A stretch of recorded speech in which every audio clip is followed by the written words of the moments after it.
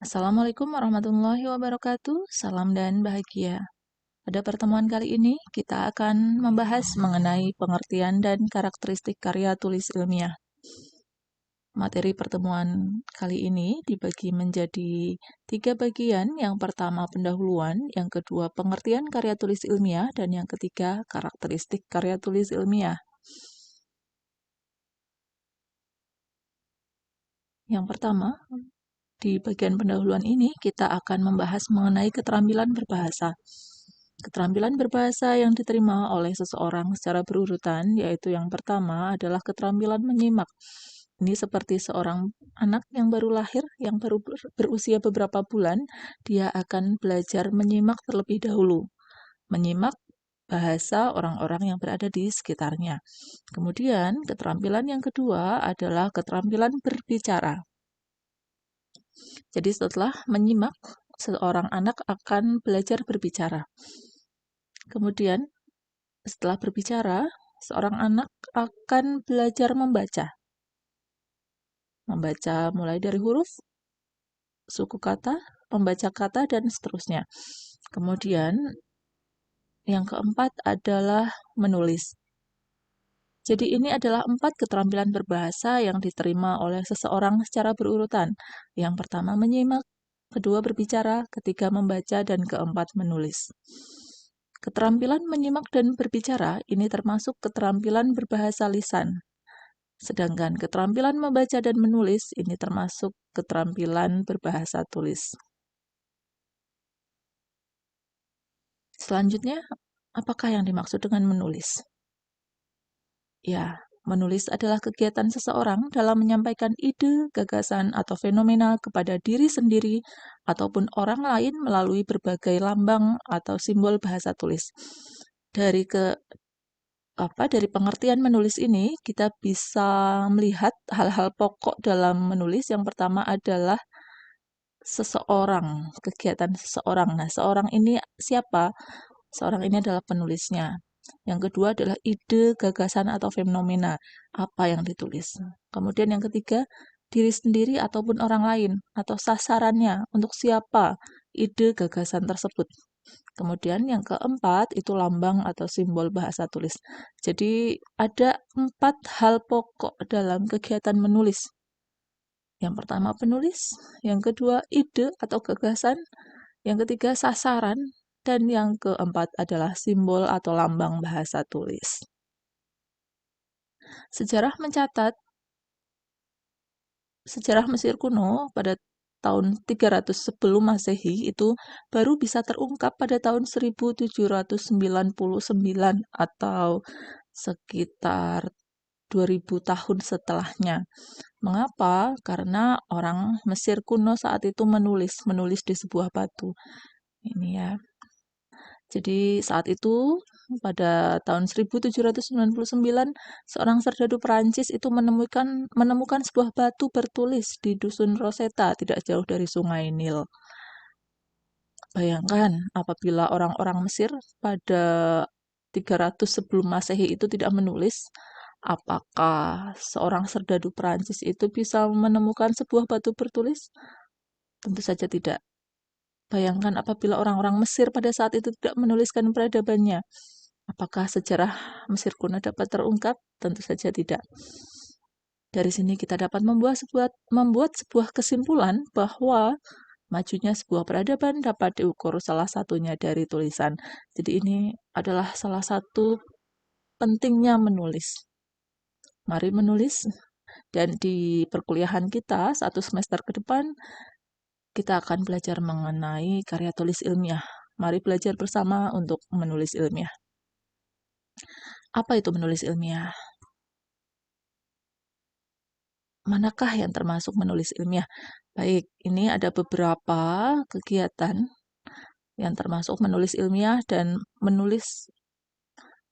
bukan menulis ilmiah. Dewi mencatat semua pengalamannya dalam buku harian. Apakah ini menulis ilmiah? Bukan. Adi menulis surat kepada ayah dan ibunya yang ada di kampung. Apakah menulis ilmiah? Bukan. Joko menulis surat cinta kepada Yeni. Apakah ini menulis ilmiah? Bukan juga. Seorang mahasiswa UST menulis laporan penelitian skripsi. Apakah ini menulis ilmiah? Tentu saja, ya. Jadi apa itu menulis ilmiah? Menulis ilmiah atau menulis karya ilmiah itu harus menggunakan dimensi lambang atau simbol bahasa tulis yang dipersyaratkan mengikuti kaidah penulisan tertentu. Jadi menulis ilmiah ada kaidah penulisannya.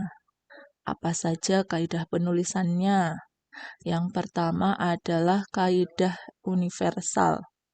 Kaidah universal itu apa? Kaidah universal adalah norma-norma yang mengatur tentang penggunaan jenis bahasa tulis yang dipilih.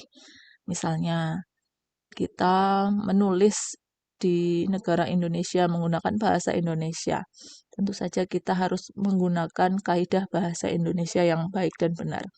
Lalu kalau kita menulis karya di luar negeri, karya tulis ilmiah menggunakan bahasa Inggris misalnya, kita juga harus menuliskan bahasa Inggris itu dengan baik dan benar sesuai dengan aturan-aturan yang ada. Jadi kaidah universal ini lebih ke penggunaan bahasanya. Yang kedua, kaidah selingkung. Maaf, bukan selingkuh ya, tapi selingkung. Yang dimaksud kaidah selingkung ini adalah norma tata tulis yang ditetapkan lembaga, penerbit, asosiasi bidang, atau institusi yang berwenang yang terkait dengan hal bersifat teknis.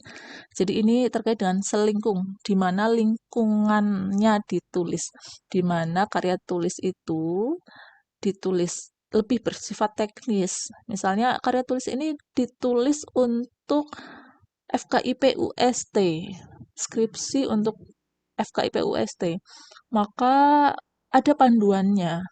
Kita menggunakan panduan penulisan skripsi dari FKIP UST. Kalau dari universitas lain tentu saja panduannya akan berbeda. Dan ini adalah kaidah selingkung. Jadi ada dua kaidah penulisan ilmiah. Yang pertama kaidah universal terkait dengan bahasa dan kaidah selingkung terkait dengan lingkungannya, terkait dengan hal-hal yang lebih bersifat teknis. Kemudian kita bahas mengenai dimensi utama karya ilmiah. Ada 3 dimensi utama karya ilmiah. Yang pertama adalah pengetahuan ilmiah, yang kedua berpikir ilmiah, dan yang ketiga sikap ilmiah. Jadi suatu karya ilmiah itu harus berupa pengetahuan ilmiah. Maksudnya pengetahuan ilmiah itu bagaimana? Oh, karya tulis ilmiah itu harus benar secara rasio dan empiris. Benar secara rasio itu apa? Benar secara rasio itu sesuai dengan akal sehat. Bisa diterima akal sehat. Contoh yang tidak bisa diterima akal sehat apa? Misalnya hal-hal yang bersifat gaib. Itu tidak bisa diterima akal sehat. Makanya itu tidak termasuk karya ilmiah. Tidak termasuk pengetahuan ilmiah. Kemudian benar secara empiris itu adalah benar yang dapat diuji karena sesuai dengan fakta, sesuai keadaan sebenarnya. Makanya kebenaran empiris ini dapat diuji. Ini adalah pengetahuan ilmiah, benar secara rasio dan empiris. Lalu dimensi utama karya ilmiah selanjutnya adalah cara berpikir. Cara berpikir ilmiah ini bisa menggunakan metode deduktif dan metode induktif. Metode deduktif ini adalah metode dari umum ke khusus. Jadi kita bicarakan dulu hal-hal yang bersifat umum, lalu kita buat kesimpulan yang lebih khusus. Kemudian metode induktif itu dari khusus ke umum. Metode berpikir dari khusus ke umum. Hal-hal yang khusus dulu lalu disimpulkan secara umum. Ini adalah mengenai metode berpikir ilmiah. Kemudian yang ketiga, sikap ilmiah. Sikap ilmiah ini ada terbuka, kritis, dan objektif. Terbuka itu apa? Terbuka itu cara pandang keilmuannya dapat berubah seandainya muncul pendapat baru. Jadi teori lama itu bisa saja berubah jika ada teori baru yang lebih kuat. Ini, jadi cara pandang itu harus bisa berubah apabila muncul pendapat baru, cara pandang keilmuan bisa berubah. Ini sikap ilmiah yang terbuka. Kritis itu apa? Teliti, analitis, reflektif. Jadi ketika kita menulis itu harus kritis, harus teliti, harus bisa menganalisis, harus bisa merefleksi apa yang ditulis. Kemudian objektif. Objektif itu sesuai dengan objek, bukan subjektif. Bukan apa maunya peneliti, tetapi apa yang ditulis. Gitu. Ini dimensi utama karya ilmiah, pengetahuan ilmiah, berpikir ilmiah, dan sikap ilmiah. Jadi, tadi kita membicarakan mengenai karya tulis ilmiah, itu ada 3 dimensi, yaitu pengetahuan, cara berpikir, dan sikap. Lalu kita buat kesimpulan. Karya tulis ilmiah merupakan suatu karya manusia yang didasarkan atas pengetahuan, cara berpikir, dan sikap ilmiah yang dituangkan dalam bentuk tulisan dengan kaidah tertentu. Nah, tadi kaidah tertentunya itu ada kaidah selingkung dan kaidah universal.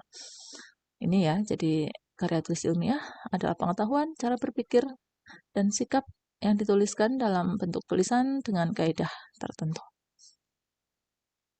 Lalu karakteristik karya tulis ilmiah kita bisa tuliskan ada 4 karakteristik karya tulis ilmiah. Yang pertama, struktur sajiannya.